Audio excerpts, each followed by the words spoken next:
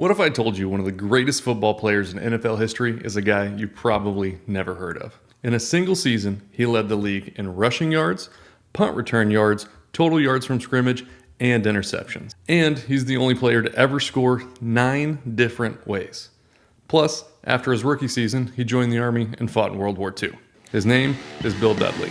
Let's talk about it.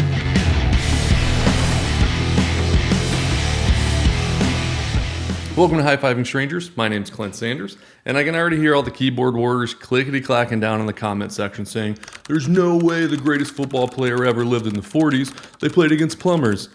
And to be fair, the league wasn't fully integrated yet, so a certain sect of people weren't allowed to play. But this is YouTube. It's called hyperbole. I'm trying to catch you to bring you in and watch this channel. All that aside, though, he really has some of the craziest stats I've ever seen. Now let's start from the beginning. Bill Dudley was born in Bluefield, Virginia on December 24th, 1921, and at the age of 16 was awarded a scholarship to play for the University of Virginia.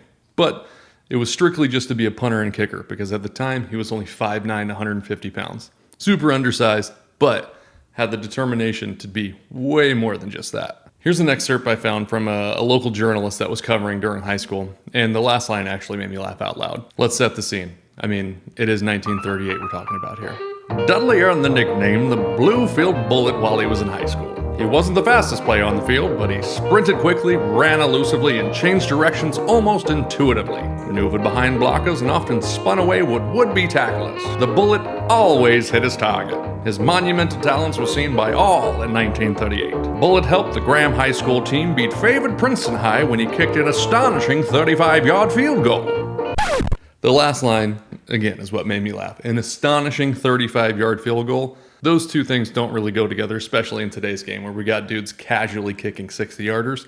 But I assume in 1938, a high schooler kicking a 35-yard field goal was probably the equivalent of what we're seeing Brandon Aubrey do today. Anyway, like I said, coming out of high school, he was awarded a scholarship to go to the University of Virginia. Now, there's not much I could find on his collegiate career outside of just statistics and things because, shocker, in high school and collegiate football in the late 1930s, early 1940s, they really didn't keep stats as closely as they do today. So I'm going to do my best. Here's what I got for you. So coming out of high school, he was super undersized. Like I said before, he was only 5'9" and about 150 pounds. So punter and kicker is what Virginia brought him in to do. But he was determined to be a tailback. In his sophomore year, he was the 5th string tailback on the team. Due to injuries, he was able to actually get some playing time that year. And once he got a shot to see the field, the rest is history. And by his junior year, he became the starter at tailback, started every game, and led the Southern Conference in total yards that year. Though the team wasn't that great, which is kind of a running story of his entire career, and finished 4-5. His senior year is where it really starts to pick up for Dudley.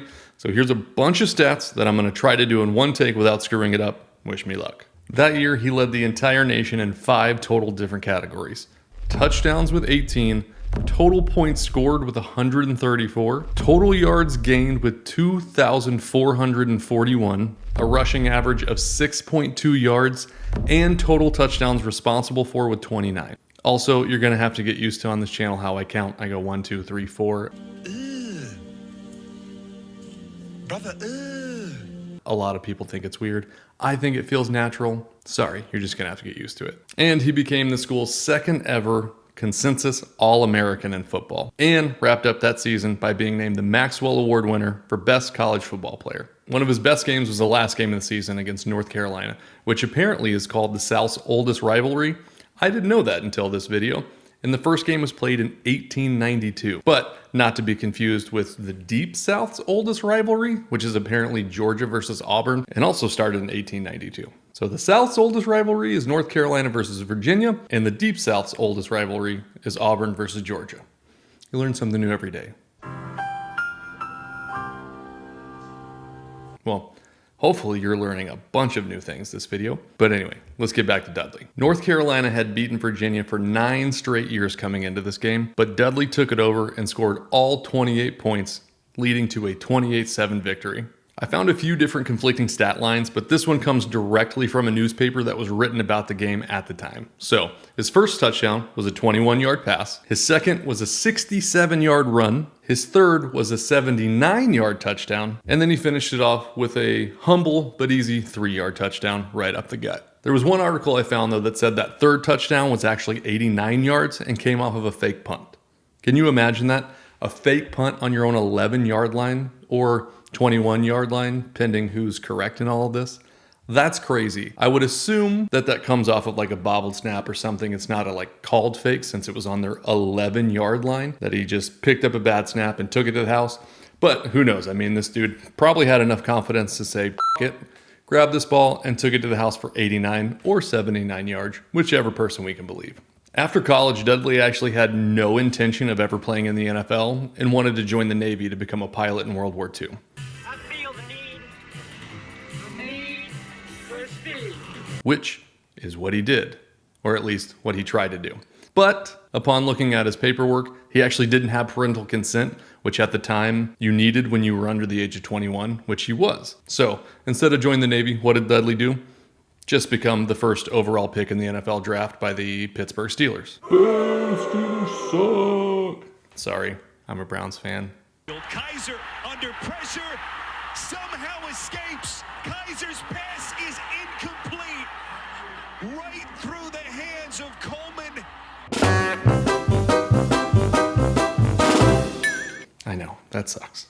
There's a funny quote that I found that Dudley gave about this time where he was really excited about joining the Navy and instead had to go play for the Steelers. In that quote, he said he went to Chicago to play in an all-star game, and that's where he signed his NFL contract for $5,000 for being the number 1 overall pick. And the only reason he did it was for the money.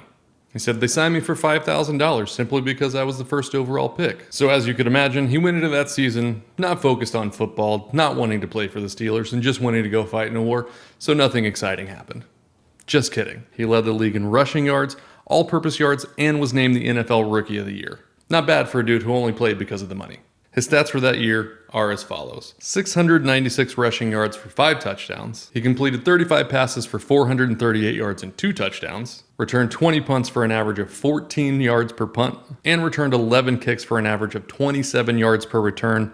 One of those going to the house. That's a pretty wild season for something that almost didn't happen. What is crazy though, is even though he wasn't allowed to join the Navy earlier that year, in September, he actually signed up for the Army Air Corps. But due to a massive influx in recruits, his training was actually pushed 3 months, which is what allowed him to play that rookie year. So once the season was over, he left football and joined the Army. He went through basic training in Florida and then did his flight school in Texas, so he could finally live out his dream of being a pilot in World War II. Nope, at the end of his training, they asked him to join the Army football team, citing that it was an essential part of the war effort and a morale boost for the troops and country. And in the 1944 season, he led the team to a 12-0 record and was named MVP and made the all-service squad. Finally, with the season over and the war coming to a close, Dudley was shipped out to the Pacific, where he flew 2 supply missions, and then was immediately brought back to play in 3 All-Star games for the Army. World War II ended in September of 1945, so Dudley returned back to the Steelers and finished out the final 4 games that season, and still led the team in scoring.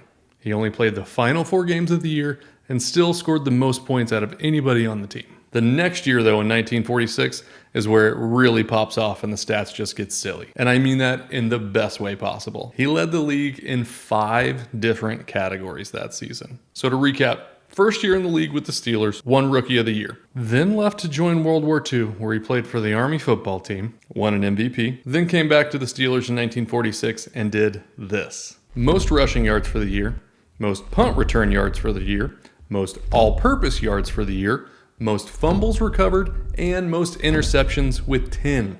The best season for a defensive back is 14 interceptions, and this dude got 10 in a year where he led the league in 4 other categories. Needless to say, he won MVP that year and became the first person ever to be awarded MVP at a collegiate level, a service level, and a professional level. That year, he also scored a touchdown 4 different ways: rushing, receiving, passing, and a pick 6. Again, I know the way I count to 4 is weird.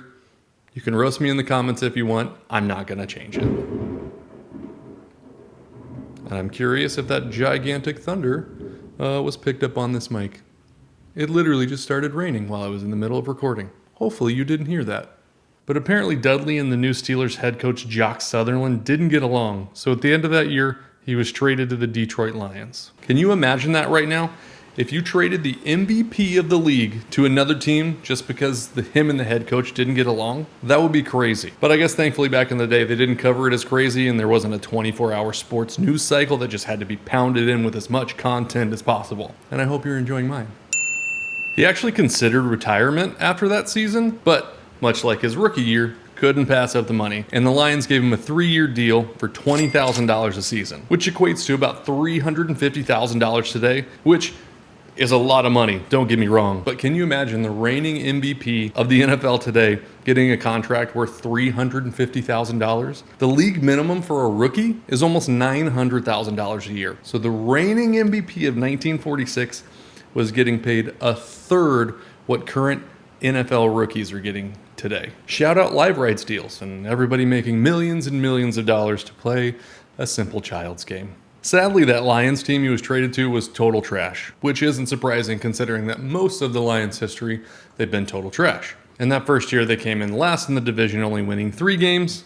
The next year, dead last in the entire league, only winning 2. But hey, they made an improvement in the last year, won 4 games, and came in second to last in the division. Shout out to all the Lions fans out there. As a Browns fan, I know I don't have any room to talk because my team also sucks. But despite the team he played for not being any good, he was still awesome and played all over the field, and in 1947 had another impressive campaign, scoring 13 touchdowns in 5 different categories. 7 receiving, 4 rushing, 2 passing, 1 punt return for a touchdown, and 1 kickoff return for a touchdown. The 3 years he was there, he was also the team captain and led the team in scoring every single year, which seems to be a running theme of this guy. Every team he played for, he scored the most points for that team. Even though in the 1948 season he had a ton of injuries and didn't play much, still led the team in scoring. And at the conclusion of the 1949 season, Dudley was traded to the Washington Redskins. The last few years of his career, he battled injuries, so the stats weren't as exciting and the gameplay wasn't as good. So he went back to place kicking and playing mostly defense on passing situations. But every once in a while, he would pop off and have a crazy play which reminded you he used to be the man. For instance, in 1950, going up against his old team, the Steelers, he had a 96-yard punt return. One of the reporters writing about it described it: the punt going off, him having to run 30 yards over to the sideline just to field the punt, toe tapping the sideline, reaching over, grabbing it, and then taking it to the house for 96 yards. Again, what a different world. If anybody returning a punt now goes and toe taps it on the sideline at the 4, they're probably getting benched. This dude said, no, I'm the man, grabbed it from out of bounds, and then took it all the way to the house for a touchdown. But when he wasn't on the field, he helped in coaching and scouting and said he actually really enjoyed that part of the game too. At the end of the 1953 season, he decided to call it a career and retired, citing that knee injuries and just overall physical health was the reason he was ready to get out of the game. During his 9-year NFL career, he was named first team All-Pro 4 times. See, I did it the way you wanted me that time. Does that make you feel better?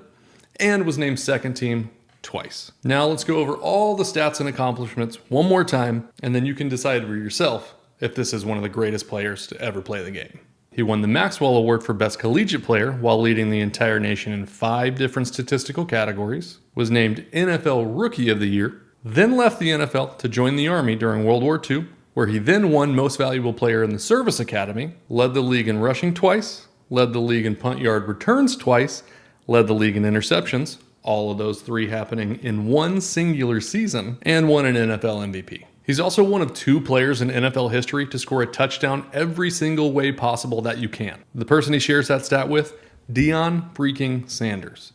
In the 125 years of NFL history, you and the most electric player I've probably ever seen in my lifetime, Deion Sanders, sharing a stat, that's pretty dope. Let's go over all the ways you can score a touchdown.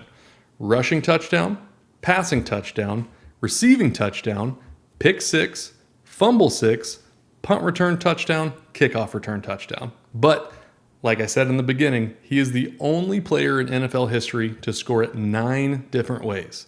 All those touchdowns, plus kicking a field goal and kicking an extra point. Literally the only way this man did not put points on the board was causing a safety. Regardless of what decade you play in, that's a pretty cool stat. He went from being an undersized kid who was recruited only to be a punter and kicker to being one of the decade's best players. And that is Bullet Bill Dudley. Thanks for watching, and let me know down in the comments who or what you want me to cover on the next episode. Like, subscribe, share with everybody. We'll see you next time. Now get out there and high five some strangers.